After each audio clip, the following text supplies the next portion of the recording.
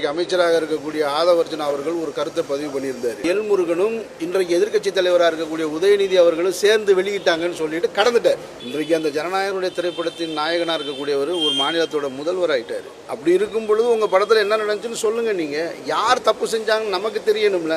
கல்வித்துறை அமைச்சர் கல்வித்துறை சம்பந்தமாக பேசுகிற ஜனநாயகன் படம் சம்பந்தமாக அதோட தயாரிப்பாளர் பேசிக்கிறார். கல்வித்துறை அமைச்சராக நேற்று வரைக்கும் ஒரு கட்சி பொறுப்பாளராக இருந்தார். அவர் பேசினா அதில் ஒரு லாஜிக் இருக்குது. இன்றைக்கி அவர் கல்வித்துறை அமைச்சர்.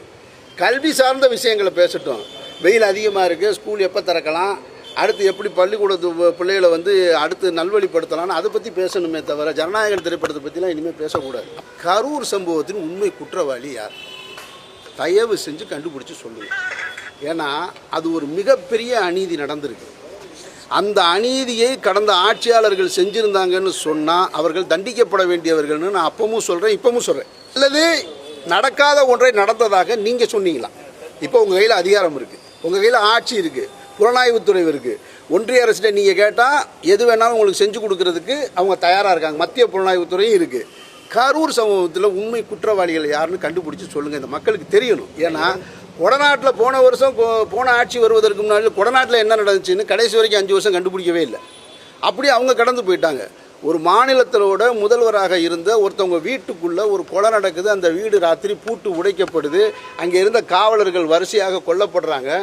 ஆனால் இன்றைக்கி வரைக்கும் கேஸ் கண்டுபிடிக்க முடியலை. தேர்தல் நடந்து 21 நாள் தான் ஆகுது. 21வது நாளில் 4 எம்எல்ஏ தன்னுடைய பதவியை ராஜினாமா பண்ணிட்டு போகிறான்னு சொன்னால் இவெல்லாம் யார்? திருப்பி எந்த கட்சி வென்றிருக்கோ அந்த கட்சியில் போய் நான் சேர்றேன்னு சொல்கிறது மக்களை எவ்வளோ முட்டாளாக நினச்சா அந்த வேலை செய்வீங்க.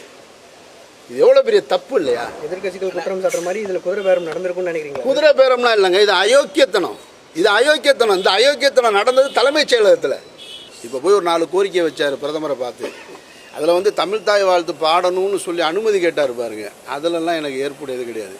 உங்கள் வீட்டில் என்ன பாடணும்னு நீங்கள் தான் முடிவு பண்ணணும். அவன் யார் நமக்கு அதிகாரம் ஒப்புதல் அளிக்கிறதுக்கு? வந்தே மாறம் பாடும்போது நம்மள்கிட்ட கேட்டானா? நம்மள்கிட்ட கேட்டாங்களா அவங்க? அப்புறம் ஏன் நம்ம போய்கிட்டு இதை போய் கேட்கணும்? இந்த சிங்கப்பெண் பாதுகாப்பு படை அப்படின்ற அந்த படையிலே எனக்கு ஒன்றும் பெரிய உடன்பாடு கிடையாது.